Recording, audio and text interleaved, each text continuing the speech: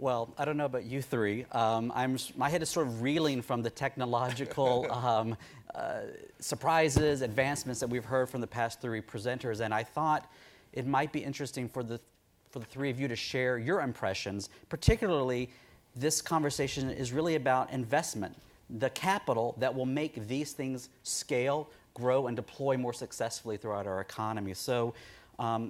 Gene, Tom, Bob, I hope you could perhaps share some perspective on what sort of investments, whether they're physical, educational, do you think are necessary to fully exploit and take advantage of some of the things we just heard, and other technologies and other potential innovations? So, I'll just start with the basics. Every one of these students, every one of these inventors got a college education, I suspect, or a very large percentage of them. And the innovation that they demonstrate obviously has the basics in a great college education. So I think at the very beginning, we have to make sure that we have got research laboratories that are well supported, obviously, and that there's sufficient student support, which is a challenge these days with reduced federal support for students. So I'd say at the very basic level, you have to have a well-educated student to go out there as a graduate and be innovative, and we've got to make sure we protect those parts of the cycle. Tom, Bob? Yeah, I would just add to that. I think education, without a doubt, is the most important. I mean, higher education, the United States leads the world. Down below that, we definitely need improvement. There's no question about that. But even in higher education, we are educating people from all over the world. And we're allowing these people, not allowing, but we're not encouraging these people to stay in the United States to develop, do research here at all. There should be a visa stapled on every diploma that a student gets in the United States. Bob, I just want to maybe just explore that a little bit more, because that's something the council has been calling for over 10 years. Gene, we talked a little bit about this with Tom and Bob in the green room before coming on. Can we maybe just spend why isn't this happening, and what can we do as a group to make that vision come to life? Well, it's been the reason it hasn't come to life is a matter of trust. For immigration reform, there's 5 points. Number one is securing the border, and I think everyone wants the visa for graduates, but they want it done in piecemeal form. Well, give us that and we'll do this. They want a comprehensive immigration bill, and both sides don't trust each other that they'll get a comprehensive immigration bill, and that's why it hasn't been done. Tom, I maybe want to turn to you, obviously, to chime in on this conversation that's really emerging around talent, but also to open it up. What other sorts of investments do you think are critical if we want to bring to life the robot, the nanotechnology revolution, the bio, the genetics? You're sitting at the cutting edge down at Oak Ridge National Lab. Sure. Maybe before I'll do that, I'll just reference back to the previous points. First off, on immigration, actually, I'm an immigrant. I came here on an H-1 visa, which is one of those occasionally contentious points. And the lab I run, we have this thing called the Court of Flags in one of our buildings, where we have a flag on the wall for every country of birth that's represented on our staff. Now, many, like me, are now U.S. citizens, but it looks like the United Nations. In fact, there's a little guide beside it, because I guarantee you no one in this room could identify every flag that's on the wall.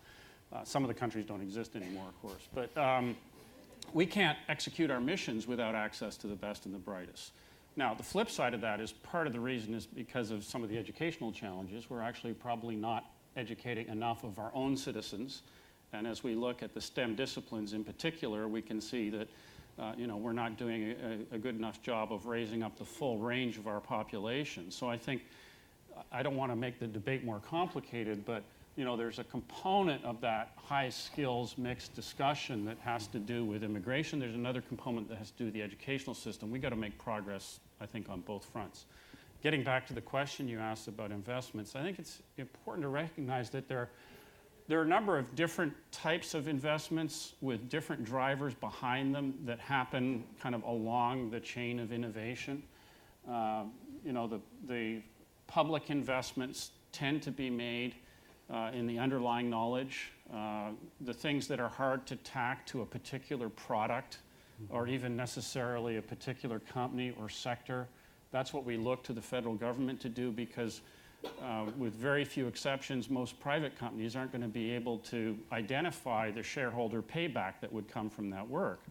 But on the other hand, as you move along the chain, you see different sorts of investments, because you begin to get line of sight on a product or a technology that's going to impact some business area. There you do want the private sector motivated. You want them motivated in an environment where they have the confidence that their intellectual property is protected, so that they will get to accrue the benefits of those investments. I think, this piece of it is something the U.S. has traditionally done pretty well. We spend a lot of time talking about how to connect those together. We talk a lot about tech transfer and the mechanisms of that. I think that's important, but it oversimplifies the idea that there's this nice linear progression. And you can, in Department of Defense, they talk about 6.1, 6.2, 6.3. It's a pretty picture. The reality is it's much more complicated. Things don't work. You've got to go back and do some fundamental science and figure it out. A new technological discovery enables a new type of scientific outcome. So there's a lot of eddies and whirls along that chain. And I think part of the way we navigate it is through people and the movement of people, which gets back to the first point about immigration and education. Well, I want to dive a little bit more deeply here, because this touches, you're painting this picture of a complex system with, as you mentioned, a lot of eddies and currents. But Gene, one of the things that the Clarion Call makes very clear is that the federal investment in basic research and development is not where it has been, needs to be, should be. Can you comment, and I'd like to ask Tom and Bob as well, what ought we to be doing about that? So first, that's absolutely true. And if you look at countries like South Korea and China, I mean, they're just zooming in their investments in research, and they will catch up proportionally. They're, of course, growing much more quickly than we are right now in those investments.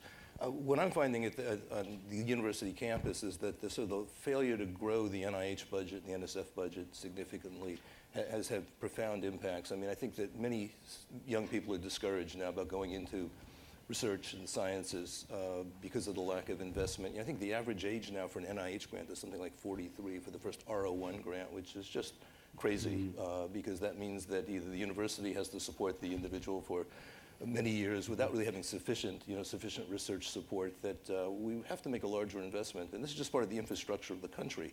I mean, just like transportation, we're all concerned about eroding infrastructure. This is our research infrastructure, and the risks are huge. Yeah, the reason the government cut it is, I would say asinine, but that's maybe too strong a word, but sequestration was just taking a budget and say, we're going to cut everything 10%. There's no business leader in the world that runs a company that way. You prioritize, you decide what's important, what's not, and I just think the National Institutes of Health got caught up in that. The other thing I think would be great for this country is to realize the importance of research and development and investing in these so-called startups, venture capital. And I would love to see any venture capital investment pay no capital gains. That would encourage people to invest. These companies are so important to the future of the country. Keep capital gains rate where they are for established companies, but for investments in venture capital, I would have no capital gains tax. I think it's kind of interesting that, right now, I'm kind of encouraged and somewhat pleased by the fact that we have a 2-year budget agreement that may mean we get an omnibus appropriation that avoids the second round of the sequester. So let me just explain in English what I just said. I'm happy that we might get a federal budget several months late with no individual appropriations bills, just an omnibus that sustains flat funding for 2 years, and then we have uncertainty, and that feels really good in the current context. And the investments that we're talking about in terms of R&D, they have a very long time scale. We did an inventory of innovations that Oak Ridge National Lab played a role in since we were founded in 1943, whose impact was measured with a scale of billions of dollars. We'll take any billion dollars of sales, billions of dollars in new industries that are created, $1 billion market, any billion will do. So we made that list of about 30 things that we could come up with. The most recent one on the list was a company that spun out of the lab based on some discretionary investments that were made in the early 90s. Okay? 25 years ago. That's the most recent one. Now, I'm pretty confident we're doing things now that'll be on that list 20 years from now. Right. But when we're worried about, do we have funding stability for the next 18 months, it's not a great environment to be doing things that have that long a runway. Well, let's stay on this theme a little bit, because I've heard a couple of words that are discouraging and encouraging. And I wanted to maybe get your perspective, and Bob, maybe I'll ask you to chime in first, because you mentioned venture capital. There are lots of different types of capital that can be deployed to develop innovative activity. Earlier this week in Paris, we heard Bill Gates announce a major new fund to try to drive clean energy technology investments. The council has been working for several years, as I think most people in this room know, around new public-private partnerships to encourage clean energy technology. And what has become very clear is that that requires a huge patience, a huge amount of patience that we don't necessarily have to see in the app economy. It's a different space. So I'm wondering if you can talk a little bit about what you think of this private sector effort to perhaps try to supplement public sector investment. Encouraged by that, opportunity there, opportunity in other spaces aside from clean energy technology? I'm encouraged about, I'm encouraged by it, and I think it's the right thing to do long term. What I have a problem with is when the government provides subsidies for these new ventures that are much more expensive at all. They need to be done, but there's things right in front of us. The energy explosion in the United States is right here, that offers cheap energy to everyone. And I don't think we're taking full advantage of that, or we're putting an extra tax on that to subsidize these long-term future investments. I'd rather see private investment in it, and if government wants to get involved, have it as a separate appropriation. Gotcha. Not having Main Street pay for all this long-term solution. Gotcha. Tom, Jane, any? Well, it'll be interesting to see what the fate of this discussion is. What was announced had two components. Right. There was a sort of private sector components, which is the thing where Bill Gates and a number of other, wealthy investors are going to be putting up private money focused on clean energy with an understanding that it's got a very long time horizon, so presumably patient capital.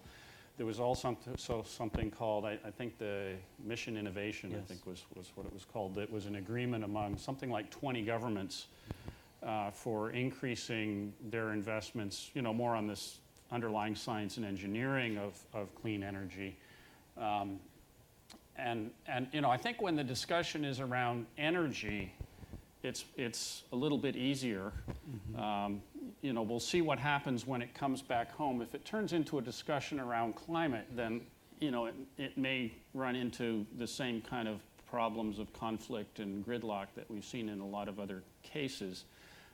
But there's lots of benefits to be gained from low-cost, low-impact energy technologies with resiliency of supply that go above and beyond what your position may be on climate change per se. So maybe there's an opportunity there, and the challenge will be kind of back to the point you're making sure that there's a clear understanding of what's the appropriate private sector role. There are private sector dollars there. What are the things that the private sector can do that government can't do very well, should not do? Alternatively, what's the appropriate public sector role? Because there are certainly things that the private sector can't undertake because, as I said, the times are too long, the risks are too high. I mean, there's a funny thing about research. Viewed from the point of view of a private sector investor, it's very risky because, you don't know for sure if it's going to translate into your bottom line, if it's ever going to make it into your product. You don't even know, what the answer is going to be, sort of by definition. From the public sector side, I would actually argue research is very low risk in the sense that you know you will learn something. And the definition, from my point of view, of a successful research project is that you learn something. You know you will learn something. You may not know what you will learn, hence the risk on the private sector side, but you know you will learn something. So in that sense, for the public sector dollars that are invested in more fundamental research, you know, there's not much chance you're going to learn nothing. There's not too many research projects where you learn, even a null result teaches you something. And that's good because the risk tolerance on the public sector side is generally not so high. So we need to make sure we frame it the right way. Success is when you learn. Well, I think I couldn't agree more, and this makes me think of something, Gene, I'd like to pose to you.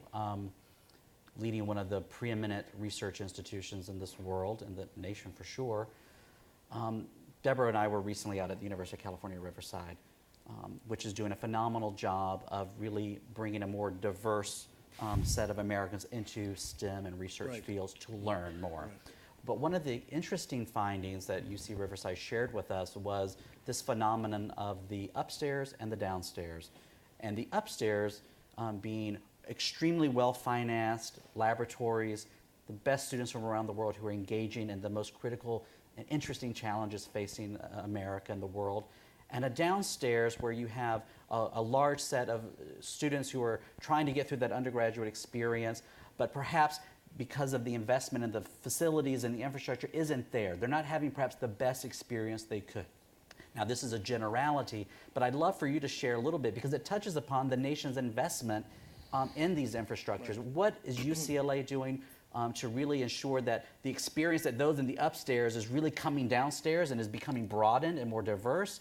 And what does UCLA need? What does America's academic environment need to propagate that? Right. So first, I wouldn't disagree with I wouldn't agree with that observation, and that's not been my experience. So at UCLA, about 40% of our undergraduates in the sciences are involved in some type of laboratory research experience. So it's very common. I have a lab in neuroscience in the psychiatry department in neuroscience, and in our lab we probably have a dozen students. And the students have very diverse backgrounds. Increasingly, they're very diverse. They're also international, but not exclusively international. It really is a slice through the student population. So I think many of our universities are cognizant of the fact you've got to make the value proposition for a research public university. And research universities are expensive compared to four-year institutions. And part of this has to be that undergraduates share in the excitement and the knowledge associated with fundamental research. So it's important for us to get our students into laboratories. So I'd say we're all alert to the danger of having sort of an elite research operation and then sort of a wholesale student educational mission, but we try to meld those the best we can. I think we're doing a good job, so I was kind of surprised by that comment. Yeah, I think it was a reflection perhaps of a particular institution, but I think, as we know in the U.S., really complex country with hundreds of different sorts of institutions. I think the takeaway from us were that UC Riverside and obviously UCLA, there are some lessons to learn to really share with the rest of the country. And I think your experience with how you bring in these young students into your lives very early is the differentiator, right? It is, and our students are very diverse. I mean, I think about a third of our students are the first in their family to get a four-year degree. Right. I mean, the UC system is spectacular, all the campuses in terms of that type of diversity. I will say there's a problem, though. I was at Silicon Beach a few months ago, and I was visiting dazzling young people with these startups that you just cannot believe, 3D printing of jewelry. I mean, just young graduates who are doing these amazing things. Well, I didn't see any Latino faces there. I didn't see any African-American faces. There were women. That's probably more positive than Silicon Valley in the sense there's a good representation of women, but clearly was not a slice through California. So we've got to figure out a way to make entrepreneurism or democratize it. And that's something universities have to play a role in as well. Well, absolutely, and I think what we're also, and Tom, I'd love to hear your perspective, in addition to the universities, the role of the national labs is distinct. You have national security concerns and mission you have to face. As you think about investing in people, what are the major priorities for the national labs? How are you driving and bringing in the best and brightest globally, as well as obviously from the United States? Well, one of the things I've been encouraged with over the past few years is really the quality of the people who've been joining the lab. We've been going through at Oak Ridge, and this is not just Oak Ridge, but many of the other labs across the country, fairly significant demographic shift in our workforce. In the case of Oak Ridge, we had a big expansion in the 70s as part of the response to the Arab oil embargo. Well, if you do the math on that, what you realize is that over the past several years, a lot of those people have become retirement eligible. So I think we're getting close to 70% of our S&T staff have been with us less than 10 years. As I talk to we don't exclusively hire kind of junior researchers, so we've hired across a range of experience, but as I talk to the postdocs and the early career scientists, boy, they're an exciting group. They're really motivated by the mission. You mentioned the fact that DOE is a mission agency. That's one way we're a little bit different from universities. We do have important national missions that we try and organize ourselves around, so we're maybe a little bit less grassroots and a little bit more, I don't want to use the word top-down because I've got about 1,000 scientists and engineers who would disagree.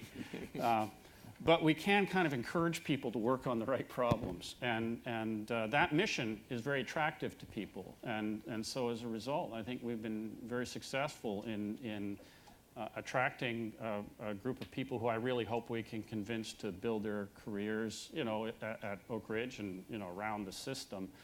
There are some areas where we really struggle. I mean, the national labs are a little bit funny. We're sort of halfway between the private sector and the government sector. We're run by contractors on behalf of the U.S. government. And so that means there are some fields we find it very hard to compete for talent just because, we don't have stock options. We don't have the kind of compensation packages that might exist. So, but could you maybe go a little, what I'm intrigued by what you're describing is this excitement, and Gene as well, when you mentioned neuroscience, maybe what are some of the fields, okay, maybe you're not going to be competing with Google to attract, but what is exciting the young scientist when she comes to either UCLA or to Oak Ridge, and what sort of investment and strategy do we need in this country to encourage more of that? Well, I think the problem of energy writ large is one of the grand challenges for humanity. That's right at the center of certainly what Oak Ridge does. It's something people want to be engaged in solving. That's half the excitement.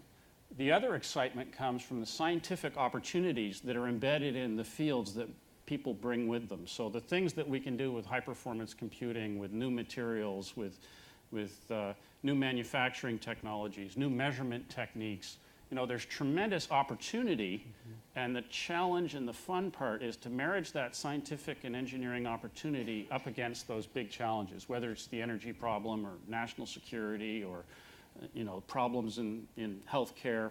And that's what gets people going, is the opportunity to connect their expertise and what they can contribute to solving something that really matters. Gene, any thoughts?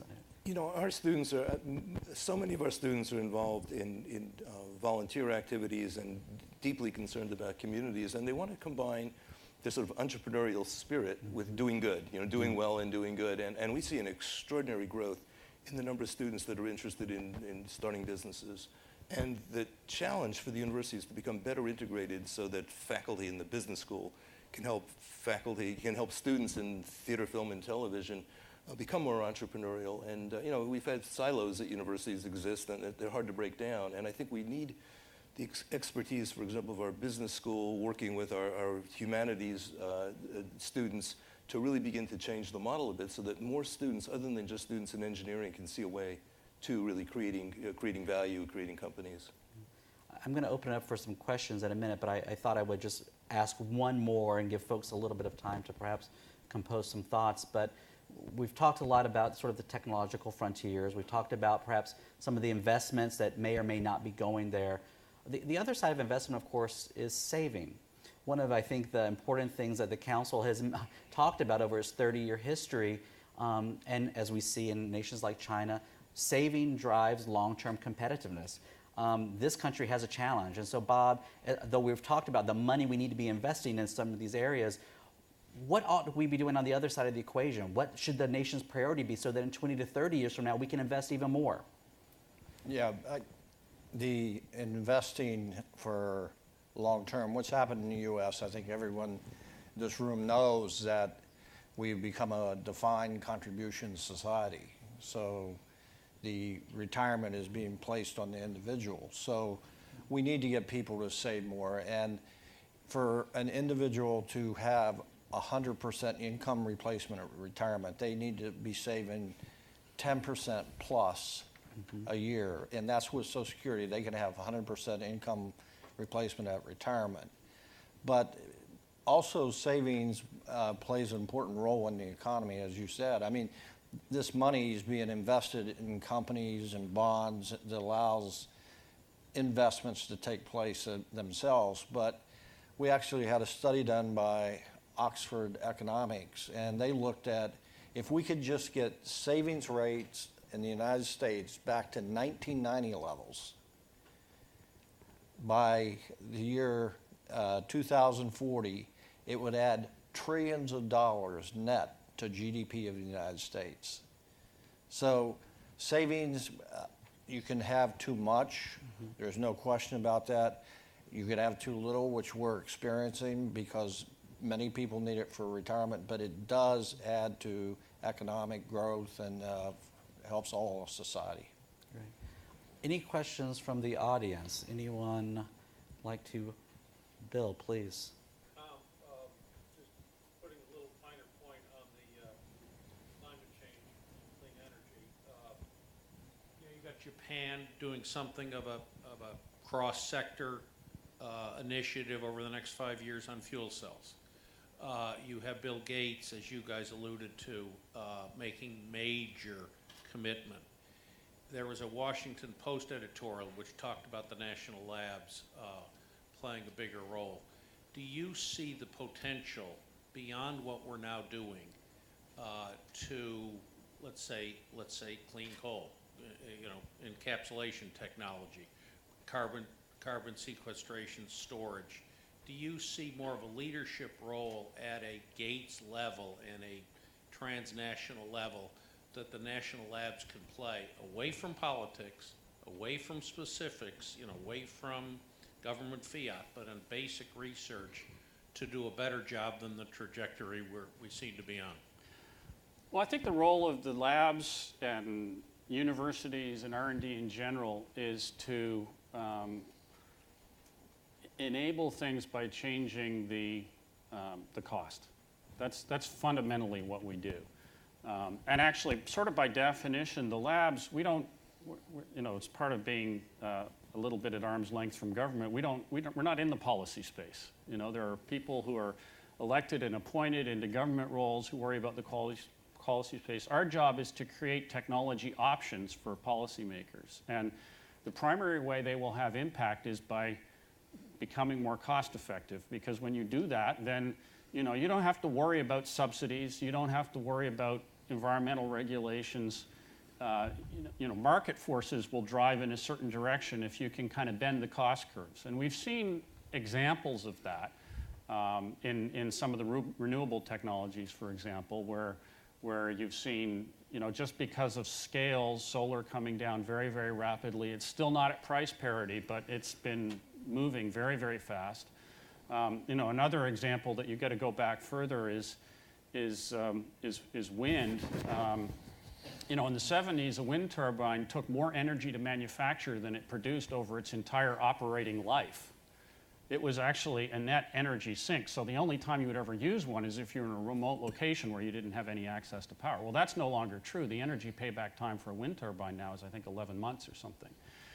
And that's through relentless improvement in technology of all different sorts. Going to much larger blades, you need lightweight materials, the turbine designs, and a whole host of things. Just relentless, 3% a year and the magic of compound interest, and wow, all of a sudden it's a different game. I think you're starting to see that with batteries.